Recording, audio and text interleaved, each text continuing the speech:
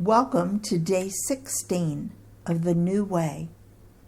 Yesterday we looked at Zechariah's song of praise, but I want us to look more closely today. We're going to I'm going to reread Luke 1:68 through 75. Praise be to the Lord, the God of Israel, because he has come to his people and redeemed them. He has raised up a horn of salvation for us in the house of his servant David, as he said through his holy prophets of long ago. Salvation from our enemies and from the hand of all who hate us, to show mercy to our ancestors and to remember his holy covenant, the oath he swore to our father Abraham, to rescue us from the hand of our enemies and to enable us to serve him without fear, in holiness and righteousness before him all our days. The first phrase of Luke 1:68 gives God praise for two things. Listen again. Verse 68, praise be to the Lord, the God of Israel, because he has come to his people and redeemed them. Zechariah was praising God that he has come to his people. This promise that God would send a Savior or Messiah was first made to Abraham. We can, however, see a foreshadowing of it as early as Genesis chapter 3. Zechariah believed that God was finally coming to earth as he had promised.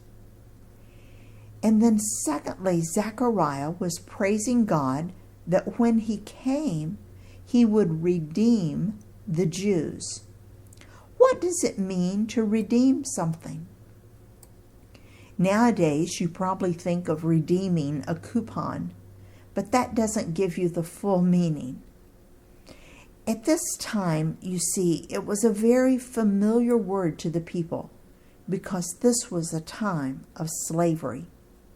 In fact, in the Roman world, you could be sold into slavery for just about anything, for not being able to pay your bills. So there were a lot of slaves in the Roman world. To redeem a slave meant to pay his or her fee or redemption price. Since the Jews at this time were currently ruled by the Romans, they thought that the Messiah would redeem them or set them free from Roman rule.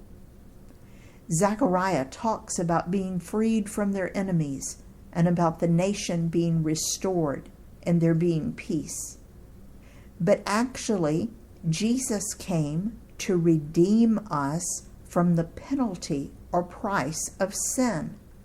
We'll talk more about that later. I want to reread the second section, Luke 1:76 through 79.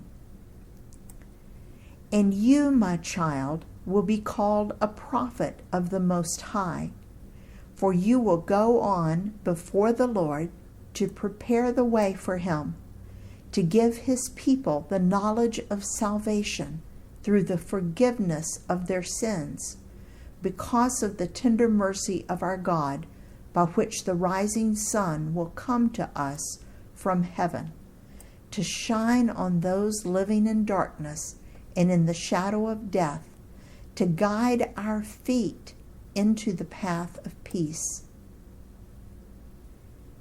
Zechariah focuses on his newborn son, John the Baptizer. What did he say that John the Baptizer's role would be? John the Baptizer was born into the Jewish priesthood. God had revealed to Zechariah that John the Baptizer would be more than a priest. He would be a prophet with a special role to play and would prepare the way for the Messiah and give the people a knowledge of salvation. I think that meant that he would remind the people how much they needed a Messiah because they just kept sinning.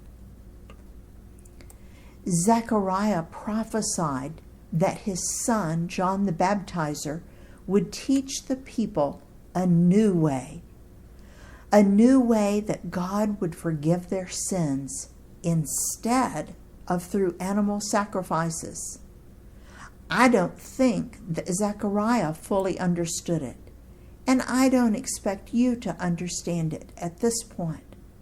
But this is a prophecy that came true, and we'll discuss it when it happens.